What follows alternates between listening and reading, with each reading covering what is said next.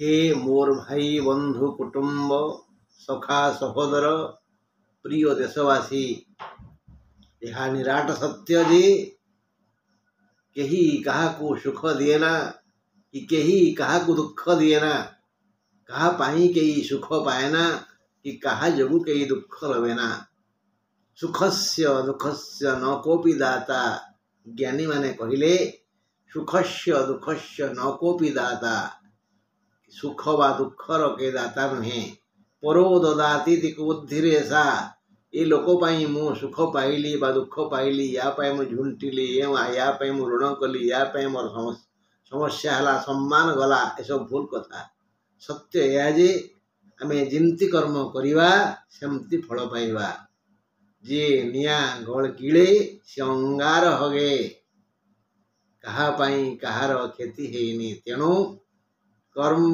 तोहर निज गुरु तू जेमती कर्म करिवु सेमती फल पाइबु कर्म फल काहाकू छाड़ीनी हे मोर मेषराशिया बंधु आमे पूर्व अध्याय आलोचना करथिले जे एकादशस्थ कौनसी ग्रह कल्याण करंतिनी बा करिवेनी एकादशस्थ बृहस्पति रवि चंद्र मंगल बुध शुक्र राहु केतु केही शुभ फल देवेनी कारण एकादश घर हला कुंभ घर आउ से घर हला बाधक स्थान शोकर स्थान दुखर स्थान तेणु से घर मालिक शनि भी कौन सी प्रकार रे सहयोग करिवे नहीं जोड़ी थांतु ना कहीं आज आम देखा तेबे मेष राशि को सहयोग करे किए बहु मेष राशिया बंधु तो सुखरे आनंदरे अछंती बहु धनर मालिक होइछंती उच्च शिक्षित होइछंती ताले यह संभव किपरि हाँ आसंतु बंधु आपण आ मु उभय आलोचना करिबा जे ये सुखर कारण किए ये सुखर कारण मंगल दुखर कारण भी मंगल शनि कथा गला सुखर कारण मंगल दुखर कारण मंगल दुखर कारण मंगल किपरि बहुत थर मु आपण माननकु सूचय देइछि जे मेष राशिर घात चंद्र श्रीचंद्र मेष राशिर घात चंद्र श्रीचंद्र हेले घात माने देहरे केउंटी घात प्रतिघात हेबो बा मनरे केउंठी घात प्रतिघात हेबो सम्मान हानि हेबो धन हानि हेबो बंधुरे एमिति गोटे दुख आसीबो जोथरे आमे भांगी पड़िबा बा आम हाथ गोड़ गोड़ कटि जीवो बाड़े हि जीवो श्रीचंद्र कौन श्रीचंद्र बोलते चंद्र जेउ दिन मेष राशि को यात्रा करिवे माने मेष को चंद्र आसीवे 2 दिन बा 2.5 दिन रहती से ही समयटा होची श्रीचंद्र और से श्रीचंद्र होची घात चंद्र मंगल को कुमार कुआ जाए भौम कुआ जाए से साहसी वीर योद्धा तांग रंग लाल से टिके बांगर तेणु मेष राशिर बंधु माने यही भली भारी साहसी भारी निर्भीक शक्तिशाली बेखातिर क्या डरती से तांकर देह रंग जदि अश्विनी मेष ताहले एकदम लाल रंग माने लाल मिशा हलदिया रंग लालुआ गोरा आउ आसंतु ए विषय दीपद दुख सुख हवा से मंगल जदि श्रीचंद्र ताहले क्षतिकारक जदि से नवाधिपति माने भाग्याधिपति ताहले बहुत मंगल आउ भाग्याधिपति होई जदि कर्म रे थांती भाग्य जदि बिछा अछंती धनुरे बिछा धनु नवम दशम से भली जदि भाग्याधिपति हेले मीन और अछंती मेषरे ताहले मध्य भल ए विषय प्रबंधटी पढ़िबा कौन ଲେଖା ଅଛି। मेष राशि घातचंद्र श्रीचंद्र माने मेषचंद्र जो दिन चंद्र मेष को आसवे से दिन श्रीचंद्र हेब से दिन देह वा मनरे बा उभय देह और मनरे आघात हेब।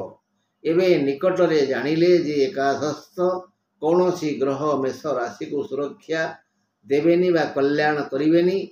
मेष राशि मालिक मंगल से साहसी शक्तिमान योद्धा बांगर ओ लालुआ गोरा से जदि भाग्याधिपति माने जदि सिंह लग्न काली कही जे लग्न स्थिर हुए सूर्य प्रभाव सूर्य जो राशि रे थांती से समय शिशु जन्म हेले तार से लग्न हुए। मेष राशि राशि है क्या चंद्र पाई लग्न है सूर्य आमे देखुथिबा दुईटी ग्रह तो आमर मालिक ना। हाँ बंधु जातक देखिला बेले देखैला बेले यही तीन टा को देखिबा लग्न चंद्र और रवि केउठी अछंती। विज्ञ माने कहंती जे लग्न हला देह ये दायित्व नियंती बापा माँ बापा हले सूर्य माँ हले चंद्र चंद्र को मनर अधिपति कुआ जाए। हाँ बंधु जदि भाग्याधिपति माने यदि सिंह लग्न तेबे सिंहरु गणिबा मेष न गणतु सिंह कन्या तुला बिछा धनु मकर कुंभ मीन मेष नहला एणु ए क्षेत्र रे मंगल ही भाग्याधिप कारण मेष होउजी मंगल घर मंगल हेले भाग्याधिप जदि से वृषर थांती भाग्याधिप वृषर अछंती नवम घर है मेष घर वृष है दशम घर भाग्याधिपति कर्म रे जदि से वृषरे थांती अर्थात कर्म रे थांती तेबे मेष राशि भाग्यवान बुझेला केबे ना मेष राशि रे जदि सिंह लग्न हेची मेष राशि हेची और मंगल अछंती वृषरे मेष राशि सिंह लग्न जातक देखु भला ल लिखाई कि एक लिखाई मेष राशि सिंह लग्न और मंगल अछंती वृषरे भाग्याधिप अछंती वृषरे कर्म रे से भाग्यवान। पुणी मीन लग्न होइथिले मीनरु गणिले बिछा भाग्य स्थान दीटा स्थान मंगलंकर गोटे मेष आउ बिछा यदि मीन लग्न मीनरु गणंतु मीन मेष वृष मिथुन कर्कट सिंह कन्या तुला बिछा बिछा हला न मीनरु गणिले बिछा भाग्य स्थान एणु भाग्याधिप मंगल कारण मंगलंकर दुईटी स्थान गोटे मेष बिछा जदि से अछंती धनुरे माने बिछा है न मीन लग्न भाग्याधिपति हेले मंगल बिछार मालिक हेले मंगल से धनुरे अछंती ताहाले ये जातक भी भाग्यवान हेले। पूर्व आम सिंह लग्न गोटे सिंह लग्न रो अधिपति कथा मु कहूनी सिंह लग्न भाग्य स्थान है मंगल सी अछंती वृषरे बिछा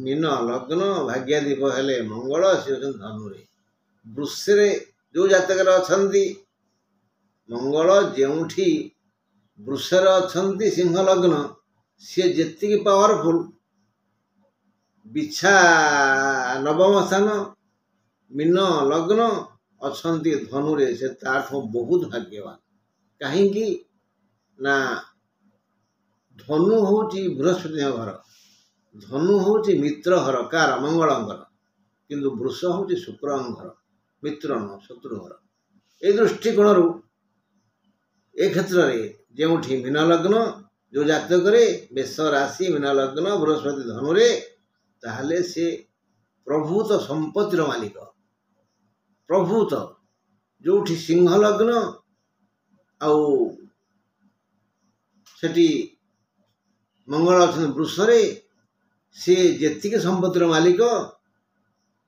धनुरे थिबा भाग्याधिपति बा मंगल ताठू बहु गुणे ଧନୀ, ସବୁ ପ୍ରକାର ଭୂ ସମ୍ପତ୍ତି ଚଳନ୍ତି ଅଚଳନ୍ତି ସବୁ ସମ୍ପତ୍ତିର ମାଲିକ। ଦେଖିବା ତେବେ ଇଏ ଜାତକ ବି ଭାଗ୍ୟବାନ।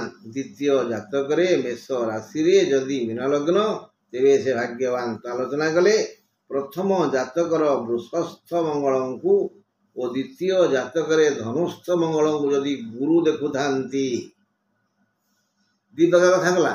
ତୃତୀୟ କଥା, ବୃଷସ୍ଥ ମଙ୍ଗଳଙ୍କୁ ଯଦି ଗୁରୁ ଦେଖିଲେ ବା ଗୁରୁଙ୍କ ସାଥିରେ ଅଛନ୍ତି ତାହେଲେ ଆହୁରି ଭାଗ୍ୟବାନ। ସେଇଭଳି ଧନୁସ୍ଥ ମଙ୍ଗଳଙ୍କୁ ଯଦି ବୃହସ୍ପତି ଦେଖିଲେ ବା ତାଙ୍କ ସାଙ୍ଗରେ ଅଛନ୍ତି ସେ ଆହୁରି ଭାଗ୍ୟବାନ। ଗୁରୁଙ୍କ ସ୍ଥାନରେ ଥାନ୍ତି ତେବେ ଏଇ ଦୁଇ ଜାତକ ସଞ୍ଚିତ ସମ୍ପତ୍ତି ଏତେ ଏତେ ଏତେ ହବ ଯେ ବୃଷ ରାଶିରେ ମଙ୍ଗଳ ଅଛନ୍ତି, ତାଙ୍କୁ ବୃହସ୍ପତି ଦେଖୁଛନ୍ତି ବା ବୃହସ୍ପତି ସାଙ୍ଗରେ ଅଛନ୍ତି, ସେ ବହୁ ସମ୍ପତ୍ତିର ମାଲିକ ହେବେ। ତାଠୁ ଆହୁରି ଅଧିକ ସମ୍ପତ୍ତିର ମାଲିକ ହେବେ ଯଦି ଧନୁରେ ମଙ୍ଗଳ ଅଛନ୍ତି ଓ ତାଙ୍କୁ ବୃହସ୍ପତି ଦେଖୁଛନ୍ତି ବା ତାଙ୍କ ସାଙ୍ଗରେ ଅଛନ୍ତି। ଏଇ ଧନୁ ରାଶିରେ ଥିବା ମଙ୍ଗଳଙ୍କର ସମ୍ପତ୍ତି ଆକାଶ ଛୁଆଁ ହବ। ହଁ, ଆଉ ସେ ସଞ୍ଚିତ ସମ୍ପତ୍ତିକୁ ତା ନାତିର ପୁଅ ଖାଇଲେ ବି ସରିବନି। ଆପଣ ଦେଖନ୍ତୁ ନା, ଆପଣ ଜାତକରେ ଯଦି ମୀନ ଲଗ୍ନ ଏବଂ ମଙ୍ଗଳ ଅଛନ୍ତି ଧନୁରେ, ତାଙ୍କ ସାଙ୍ଗରେ ଅଛନ୍ତି ବୃହସ୍ପତି ବା ତାଙ୍କୁ ଦେଖୁଛନ୍ତି, ତାହେଲେ ଆପଣ ବି ସେଇଭଳି ଅମ୍ବାନୀ ହେଇଯିବେ। ହଁ ବନ୍ଧୁ, ଏବେ ଜାତକ ତୃତୀୟ କଥା ଆଲୋଚନା କରିବା। ତୃତୀୟ ଜାତକ କଥା ଶୁଣନ୍ତୁ। ଭାଗ୍ୟାଧିପ ମଙ୍ଗଳ ଯଦି ବୃଷ ବା ଧନୁରେ ନାହାନ୍ତି, ଅନ୍ୟ କୌଣସି ସ୍ଥାନରେ ଅଛନ୍ତି, ତାଙ୍କୁ ବୃହସ୍ପତି ଦେଖୁଛନ୍ତି ବା ତାଙ୍କ ସହ ଅଛନ୍ତି, ଇଏ ଗଲା ଭାଗ୍ୟବାନ କଥା ଗଲା। ମଧ୍ୟମ ଭାଗ୍ୟ ଯୋଉଠି ଥାଆନ୍ତୁ ମଙ୍ଗଳ, ଯେହେତୁ ମଙ୍ଗଳ ବୃହସ୍ପତିଙ୍କର ମିତ୍ର, ତେଣୁ ଯେଉଁ ଘରେ ଥିଲେ ବି ଯଦି ବୃହସ୍ପତିଙ୍କ ସାଙ୍ଗରେ ଅଛନ୍ତି ତାହେଲେ ସେ ବି ପ୍ରବଳ ଧନ ରୋଜଗାର କରିବେ। ଦେଖୁଛନ୍ତି ତାହେଲେ ଆଉ ଟିକେ କମ୍ ଦେଖିବେ। ତେଣୁ ସେ ବି ହାତକୁ ଭାତ ଯୋଗେଇ ଦେବେ, ହାତ ଶୂନ୍ୟ ହେବନି। କହିବାକୁ ଗଲେ ସେ ଭାଗ୍ୟବାନ। ଆସିବା ଆଉ ଗୋଟେ ଦେଖିବା, ଯଦି ଭାଗ୍ୟାଧିପ ମକରରେ ତେବେ ଜାତକ ଏକ ସ୍ୱତନ୍ତ୍ର ସୌଭାଗ୍ୟକୁ ସ୍ୱାଗତ କରି ଆଜୀବନ ସୁଖ ଲାଭ କରିବ। ବୁଝିହେଉଛି? ଜାତକ ଅଛନ୍ତି ମଙ୍ଗଳ ମକରରେ, ସେ ଏକ ସ୍ୱତନ୍ତ୍ର ଭାଗ୍ୟ ଲାଭ କରିବ। ମାନେ ଦରିଦ୍ର ଥିବ ଧନୀ ହେଇଯିବ। କାହିଁକି? ମଙ୍ଗଳ ଭାଗ୍ୟାଧିପତି, ସିଏ ଅଛନ୍ତି ମକରରେ। ମକର ହେଉଛି ଉଚ୍ଚ ଘର ତାଙ୍କର। ଭାଗ୍ୟାଧିପତି ଯଦି ମୀନ ଲଗ୍ନ ଭାଗ୍ୟାଧିପତି ମଙ୍ଗଳ, ଯଦି ସିଂହ ଲଗ୍ନ ଭାଗ୍ୟାଧିପତି ମଙ୍ଗଳ। ଏଇ ଦୁଇ ଲଗ୍ନ କଥା ମୁଁ କହୁଛି, ସିଂହ ଲଗ୍ନ ବା ମୀନ ଲଗ୍ନ, ଆଉ ସେ ମଙ୍ଗଳ ଅଛନ୍ତି ମକରରେ, ତାହେଲେ ସିଏ ନଭଶ୍ଚୁମ୍ବୀ ପ୍ରସାଦ ତୋଳିବେ। ସିଏ ବି ବହୁ ସମ୍ପତ୍ତିର ମାଲିକ ହେବେ, ଜମିଦାର ହେବେ। ଏକ ସ୍ୱତନ୍ତ୍ର ଭାଗ୍ୟ ସେ ଲାଭ କରିବେ। ସେ ସୌଭାଗ୍ୟବାନ ହେବେ, ଆଜୀବନ ସୁଖ ଭୋଗ କରିବେ। ଅନ୍ୟ ପକ୍ଷରେ ଭାଗ୍ୟାଧିପ ମଙ୍ଗଳ ଯଦି କର୍କଟରେ, ଭାଗ୍ୟାଧିପ ମଙ୍ଗଳ ମୀନ ଲଗ୍ନ ବା ସିଂହ ଲଗ୍ନର ଜାତକକୁ ଆମେ ଫେରିଆସିବା। ପୁଣି ସେ ଯଦି ଅଛନ୍ତି କେଉଁଠି କର୍କଟରେ, ତାହେଲେ ତାଙ୍କର ଭାଗ୍ୟ ସବୁବେଳେ ତାଙ୍କୁ ପଛକୁ ଟାଣିବ। ସେ ଦୁଃଖରେ ବୁଡ଼ିଯିବେ। ହଁ, କାରଣ କର୍କଟରେ ମଙ୍ଗଳ ନୀଚ, ଭାଗ୍ୟାଧିପ ନୀଚସ୍ଥ ହେଲେ ସୌଭାଗ୍ୟ ତଳକୁ ଯାଏ, ଉପରକୁ ନୁହଁ। ଯଦି ମଙ୍ଗଳ ଷଷ୍ଠ, ଅଷ୍ଟମ, ତୃତୀୟ ବା ଦ୍ୱାଦଶ ଘରର ମାଲିକ, ସେ ଘରେ ନ ରହି ଅନ୍ୟ ଘରେ ଅଛନ୍ତି, ତେବେ ବି ବ୍ୟକ୍ତିର ସାମୟିକ ସୌଭାଗ୍ୟ ମିଳିଥାଏ। ବ୍ୟକ୍ତିକୁ ସାମୟିକ ସୌଭାଗ୍ୟ ମିଳିଥାଏ। ସେ अष्टमाधिपति बा तृतीयाधिपति बा द्वादशाधिपति बा षष्ठाधिपति किंतु ए घरे नहांती ताल ताको मध्य किसी भाग्य मिलिबो से दुख भोगिबेनी हैंड टू माउथ जहाँ रोजगार करेंगे परिवार चलो असुविधा हेनी मंगल अष्टम अष्टमाधिप हो यदि अष्टम थाए तेरे अष्टमाधिप अष्टम भाग्याधिप अष्टम भाग्याधिप द्वादश ताहले दुख हाथ छाड़बनी सी जो रे जो डाल चढ़े से डाल भांगी दुख छाड़बनी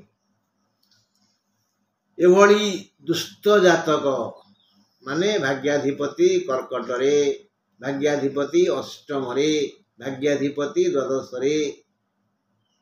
भाग्याधिपति तृतीय ताहले यही व्यक्ति आखिरु लुह सुखिबनी समस्ते अनादर करिवे कारण धन पाखे नथिबो ना धन नथिले केही भल पाइबेनी ना बापा ना माँ ना पुओ ना स्त्री ना भाई ना बंधु ना सेवक ना सांग ना साथी ना पड़ोसी कई भल पाइबेनी धन अच्छी तो आपण आउ किसी करूँ ना धन आप किणीदेवे तेणु यही दुष्ट जातक जो मानकर से माने निरंतर